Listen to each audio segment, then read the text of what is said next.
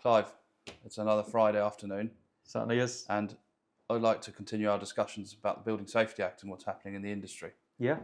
So I've got a few questions for you, Clive. Okay. While we're having Fire this away. little, I hope you don't mind if we just stop playing for a couple of minutes. No. So, what has the waterproofing got to do with the Building Safety Act? Does it actually have any? It's below ground. It's not structural. It's no fire risk, surely. Why is it so key in the Building Safety Act? I got asked that question at one of our recent workshops with a main contractor about 2 weeks ago. Being challenged actually by the technical director as to what really the relevance is to waterproofing design in the context of the Building Safety Act, when the main concentration of the Safety Act is around fire protection, structural integrity.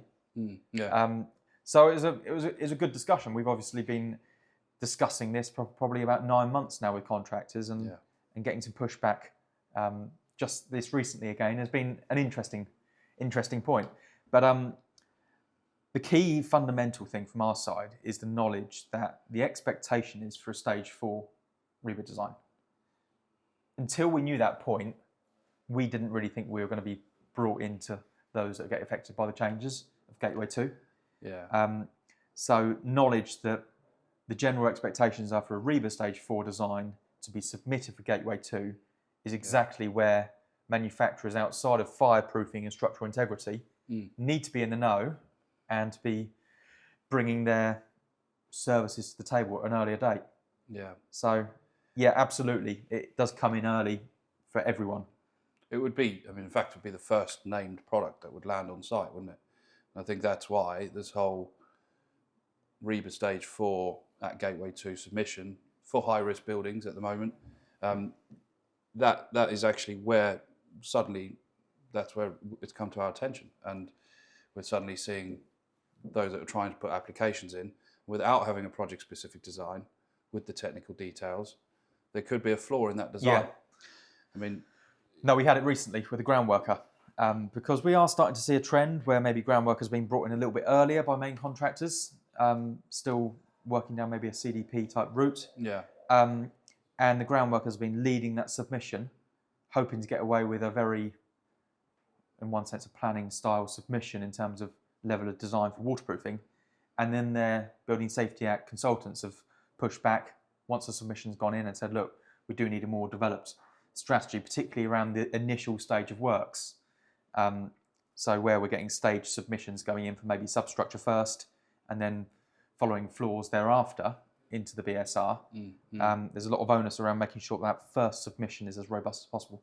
Okay. So we can't even start on site. We can't even get our diggers on site until... No excavation, no piling, nothing can happen.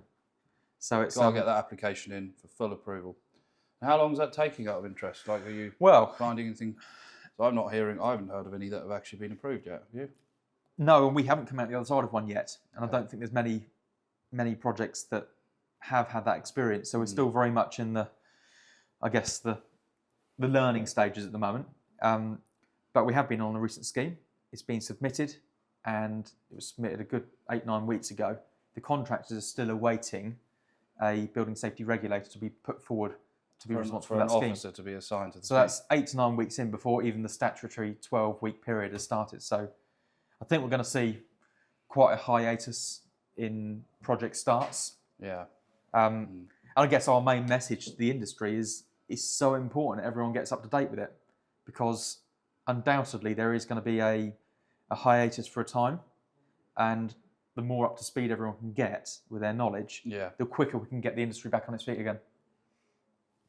Interesting. So in assisting some of the main contractors as we have been doing with building safety regulation submission, what are the sort of credentials that they're looking for from an actual manufacturer or confirmation from a manufacturer? We know what we're doing in terms of, we touched on it in our last series, about what the 4 main things that we're doing to support. But what are they looking for? So I've got a submission here, actually. We recently did a designer competency assessment. Right. We've probably submitted this about 2 or 3 times now. It doesn't seem to necessarily be a consistent request from Building Safety Act consultants or main contractors. but I think we're going to see more of it.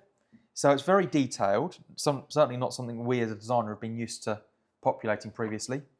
There's many kind of variations of how they look, but essentially they are trying to grasp the key competencies around us as a designer in terms of our knowledge of the Building Safety Act in general, but also our general competencies of design for our specific area. One of the first things it always highlights, as is a key point throughout the Building Safety Act, is have we actually been subject to any serious sanctions? So, and that's in the past 5 years. A really key thing that the building safety regulator needs to know is if manufacturers have had any major issues. And this is in terms of health and safety closures on projects as related to things that you've been involved in. But yeah, throughout the assessments, it highlights the importance of making sure you're outlining what your key competencies are, making sure they're kind of commensurate with the size of schemes, understanding the key gateways, milestones that you're going to need to go through and what your design processes are. Ultimately demonstrating our understanding of duties that we are responsible to provide to the principal designer. Differentiation between designs for HRBs and non-HRBs. So a bit of a snapshot, but we are starting to see an increasing number of these assessments coming through. And it's so important that manufacturers can be confident in how we're portraying ourselves. Yeah. Throwing a bit of a curveball question then. So you mentioned HRBs and non-HRBs. So HRBs, 7 stories or more. Or, anything less is technically not an HRB, therefore it doesn't have to go through the gateways legally, or doesn't have to go through the building safety regulator, just through the local authority. So a couple of things. One is, you might argue that 7 stories is above ground and doesn't have anything to do with below ground. Can we just dispel that one? Because it doesn't really have a relevance, does it, in terms of... No. It's basements are very much brought into this whole piece. Regardless of how many stories below ground you've got, it doesn't mean that the regulations start from above ground and up. Yeah. It's just purely a way of defining the type of building. Yeah. And then on a wider subject, when I've got a non-HRB, which is a 4-story or a couple of houses over here, does this mean that the Building Safety Act just doesn't have any application, or are we? No, it certainly does. It's the key differentiator is an HRB must go through the gateways. Yeah.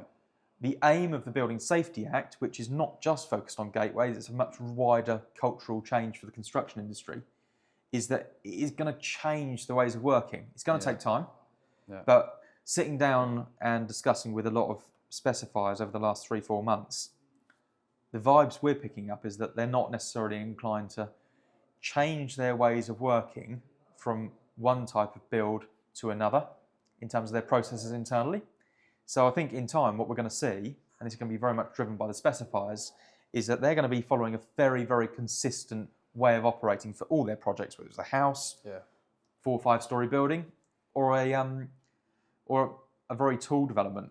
They are going to have the same process, and they're going to look to engage, instruct, and establish designs much earlier on, and get that stage 4 design nailed down in one sense, well in advance of what we've been used to seeing as like CDP type packages.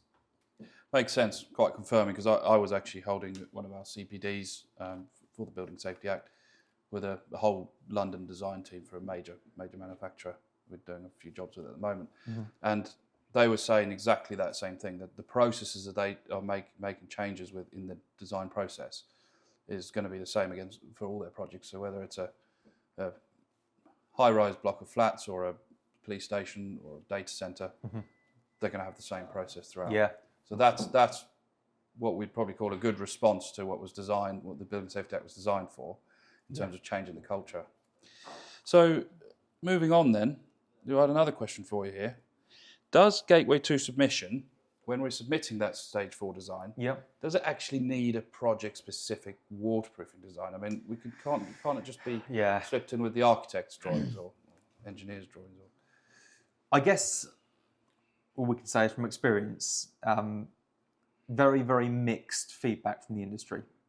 Obviously, nobody's come out the other side of one yet, so we're still working with so many initial submissions, but the feedback we're getting is that a high-level design, which is ultimately what maybe an architect or an engineer would look to do, because ultimately they look to kind of novate the responsibility to a specialist. A high-level design is not cutting it for a Gateway 2 submission. There is definite need for detailing from a manufacturer, and we have had it just last week coming back to us on a scheme where a submission had gone in, and now the ground worker who is working alongside of the main contractor, they're now asking for a project-specific design. So, yeah, and it's not worth sort of just rolling the dice, you might say, on some of these submissions and hoping for the best, is it? Because number one, they, as you highlighted earlier, they're taking weeks to just assign an officer. yeah, You're then going to be assigned your officer, and they've been saying they're going to take 12 weeks to review that. So the last thing you want to do is for the submission to be rejected because of a simple sort of error. exactly. And also, we've also heard that, I mean, this might be hearsay, but as they did at the Gateway 1 when that first came out in 2021, they probably are looking to make an example of somebody to make sure that we are being thorough and that we're not trying to skip some steps. Yeah. So I think probably our opinion on it is we've got to do a detailed design anyway. Let's get it done early. Yeah. Now, I was just going to add on that point is the sort of rolling the dice theory and giving it a try is all that's going to happen is going to be reducing the speed of contract awards, people not going into things confidently and getting knockbacks. I mean, some of these concrete companies here, we deal with a lot with the concrete companies, obviously with waterproof concrete. There? That's Tarmac and Aggregate Industries. Oh, yeah. Yeah. So, yeah, we deal a lot with them and discuss on projects, and there seems to be a marked vibe coming through the industry, a lot less piling inquiries out there, which is our barometer of where the industry is going. We think that marked decrease in number of piling inquiries currently for new build is the indication we were sort of expecting of a bit of a slowdown on project starts. So I think the message is thorough submissions is absolutely key. Just a step at a time, yeah. Absolutely. So not trying to miss any steps. So I've got another question for you. So who should take responsibility for the waterproofing design and when? So yes, we've agreed that we need a specialist design at stage 4, but is it not right we should be asking ourselves a question right from the early stages? Who's taking design responsibility? It can be a bit of a point of confusion. Yeah, I think it's I think it has a lot more effect actually back to BS 8102 more than anything. The latest 2022 update, there's a firm emphasis on engaging and instructing a specialist designer with the appropriate qualifications, which for us is CSSW, and making sure they're engaged as early on in the design process as possible. Yeah. So before the technical design commences. So stage 2, stage 3, and ultimately, whilst there can be some mindsets in the industry that an architect should be the one taking on all the liability, there is still that ongoing mindset that they want to offload the responsibility to a specialist. So yeah, ultimately it's the manufacturer. I mean, essentially what this is designed to do is move us away from design and build, which is unfortunately quite often build and design, or designing as we build. Yeah. And move it more to the traditional sense. So I think if we start thinking more like that this is a traditional contract, the lead design will become a lot more important. Yeah. And what we're actually seeing in a couple of examples that I've been is that the clients themselves, so for example, land securities or whoever it might be, we're actually seeing them sort of taking responsibility for the stage 4 design, completing that with the design team, architect, engineers, etc., and then actually having that ready for to go out to tender. While they're submitting it to the building safety regulator, they're now going out to tender to main contractors. Yeah. So big move forward from that point of view, and does somewhat, you might say, solve that commercial problem of a main contractor taking on responsibility and having this whole year of extra time frame to try and sort of lock down prices while they get all their submissions in. Absolutely. So I don't know if that is how you found things. Yeah, no, it is. And it's only going to help in the long run getting designs sorted earlier in making sure that it's commercial is much tighter when the job is actually awarded, rather than going into schemes with so many unknowns around design, which can then come back and cause challenges for the subbies. Yeah, and whilst we will always have a project-specific design on our projects that is done by Premcrete independently of the architects and engineers drawing, if an architect is expected to take on design liability, and they are leading the design, and they need support. We're more than willing to support them to make sure their details are right up to scratch. Absolutely. We'll do an independent design 99% of the time. Yeah. But if this is the way that things are going, we are just doing more and more to support them with their detailing anyway. So how does the Building Safety Act affect ground workers and RC frame contractors? This is obviously our, you might say, our core base of clients. Yeah. How's it playing out for them? So I guess the vibes we're getting again is at present there is a marked slowdown in new project awards. So I think we are going through a bit of a hiatus of projects actually breaking ground, making a firm start. We noticed quite a marked increase in Q1 of this year. A lot of people getting in ahead of the act coming out. Yeah. So yeah, there is certainly challenges on that front, but there's on the same vein, there's a lot of tender inquiries starting to come through again. I guess our key message in terms of the Building Safety Act and groundworkers, how they can prepare themselves, is making sure they're more thorough at tender stage, understanding from the main contractors what sort of process they're looking to go through. Once the project is awarded, is it going to be led from them on the design side for waterproofing? Yeah. Or is it going to be a CDP package? If it is a CDP package, then the ground workers need to go into that with their eyes wide open, that there is a big timescale here. If they're responsible for leading design, submitting Gateway 2 submissions, there's a minimum of 12 weeks, which is 3 months of design approval. We're hearing about a long lead time to actually get a building safety regulator on board. So taking that step back even further to when the design commences, there is need, if a ground worker is leading it, for them to actually be developing and engaging with that design potentially 9 months before the job's starting, depending on the complexities of it. So, which we have seen, haven't we? PCSA agreements between ground workers and main contractors. That's another way of getting involved early. You might have a preference as a ground worker for a certain waterproofing company, perhaps. You can take that preference with you to those early discussions. Yeah. But you do need to be aware of the commercials, because with those kind of lead-ins to the project, how are prices going to be tied down? So that's the big question mark. And that's why I personally can see this whole route, the client getting things sorted out before tendering the main contractors, is possibly going to be a bit of a trend. So we were talking about CDP.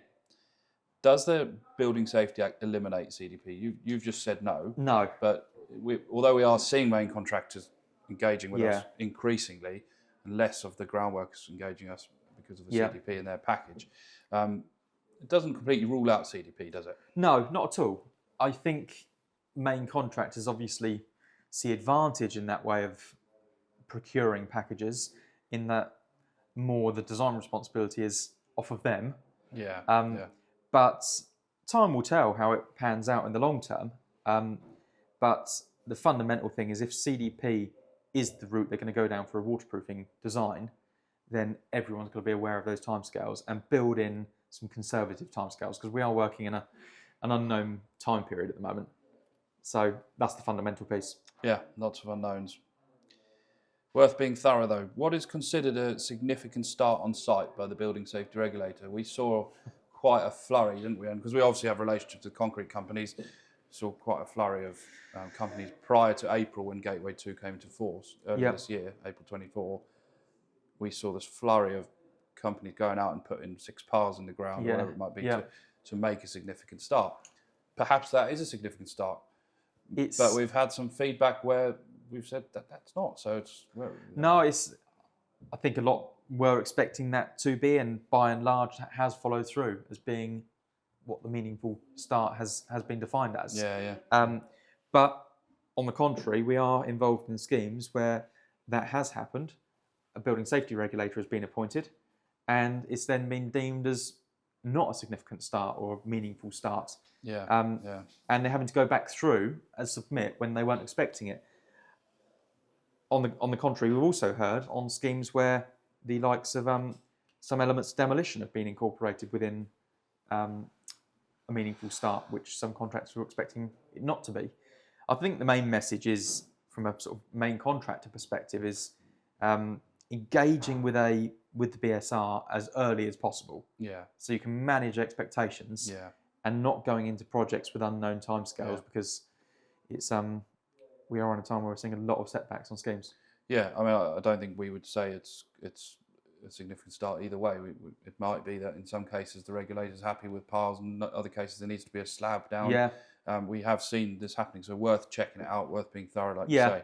you say. We're not the ones to influence that, and indeed a main contractor is not necessarily the one to determine what that is deemed as. We are very much in the hands of a building safety regulator to confirm their understanding. Yeah, and at the end of the day, we're just trying to share with the industry what we're encountering, Yep. what we're hearing. That's helpful. So my final question here, which probably I could answer most of it, but it is what are Premcrete doing to ensure compliance with the Building Safety Act? We've been running this CPD for a start and educating the industry. We were quite surprised as to how little the industry knew about this, right across the spectrum from engineers, architects, and RC frame contractors and main contractors. But what we've done is some of these features were, you might say, existing features of Premcrete, some of them were new ones, but we have kind of got these 4 areas where we really are focusing in on. So we're focusing on upholding product compliance. Product compliance is a big thing now. Thankfully, our industry has been fairly strongly regulated with agreement certification. Yeah. Who knows if that will go further, but we're definitely hearing of other products in other industries is a bit more stringent. But we are upholding that product compliance. We're doing more third-party testing. We're working on agreement certificates for less likely products.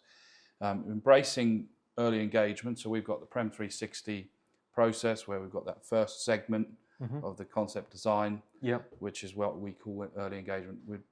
We are trying to tell the industry that we are here and embracing it. We want to be supportive of technical details. We want to be on the other end of the phone, attend design meetings. No obligation, no cost. Yeah, I think that's really key as well, because what we're finding is main contractors recognising the need to engage with people, manufacturers like ourselves, but they're not necessarily in a position in their contract to be formally appointing people. So whether it's the end game is, yes, we're tied up into a collateral warranty, there's full engagement, that kind of thing. But at the early stage, when they are really needing to get the likes of ourselves, other manufacturers on board, they can't formally appoint people. So there's got to be an openness and willingness to put a lot of hard yards in to get these jobs moving, support the main contractors, the developers, the specifiers, because it is so needed. Got to be in it to win it, haven't you? So the next thing is ensuring competence. So we've always done training. We've always supported our stakeholders with technical support, but we've sort of launched the Premcrete Academy this year. It's launching in different phases. There's a lot happening, isn't there? Yeah, no, it's good. You'll be able to see a new section on our website, which is dedicated to the Academy. But competence is huge, not just from a design perspective, but from installation perspective. Tracing things back if there's a defect, who was installing that, where's the proof of the competence. So we're putting a lot of effort into that. And the 4th one is asserting quality management. So this is where we already had our Premtrack program, which was the app-based portal where we can do all our quality management, quality control reports. And again, that helps us to sort of trace things back if there's ever a defect or an issue. Trace it back to that QC report. Who actually uploaded that report? Who installed it? Were they trained? Was there a change of spec? All these types of things. Was there an NCR raised? Was it closed out? So that's what we're doing to sort of comply with that golden thread piece, and that, isn't it? just on that Premtrack piece, I guess when we introduced it about 7-8 years ago, we introduced it very much as a system to assist us internally with managing quality control on projects, organising QC visits and the like. Not probably quite realising how impactful it was going to be in assisting us to comply with this whole golden thread requirement. And the great thing about it is it's an open portal. As many people as want to have access to it can get the visibility of the quality of install. And come the end of the scheme, especially when principal designers needing to pull together all their documents for the Gateway 3 submission, preoccupational, all the reviews of documents, which essentially is the O&M manuals, from our perspective, it's very easy. You've got a single click of a button to download everything relating to the waterproofing install. So, and you don't have to just ask us about. People think we've seen good reports from warranty providers, Groundworkers. It's a really good, robust system. So it's there to support and help you at the end of the day. Yeah. So I hope that little discussion will just further things. We might have a few more of these as I think it's worthwhile as we're Building getting... Safety Act sort of unfolds itself. Yeah. But let's Building Safety Act is written into law, so let's play by the rule book and make sure we and don't the rule book skip isn't the steps. The rule book is a bit larger than that one. It is a bit larger, yeah. So It's something like 700 pages or something. It's so important that manufacturers are embracing it and actively working to try and understand it. No single person has got a full, complete understanding. I don't think we could probably say we're all specialists in all things Building Safety Act. But it is critical that we can just try and move the industry forward in their understanding and our yeah, field. and it's a hot topic. I was at a Construct event the other day. We're a member of Construct, a lot of RC frame contractors and groundworkers, and it was the hot topic of the event. It's taken us a little bit by surprise as an industry, a little bit, and I think it's important we take it seriously and learn all we can. So we're just trying to do our little bit to share with the industry. Good. Well, thanks for that, Jason. That was a good chat. We're getting some good feedback from the industry on these monthly catch-ups. Vibes we're getting from various quarters. So I think that was helpful. Let's do it again. See you next month. Thank you.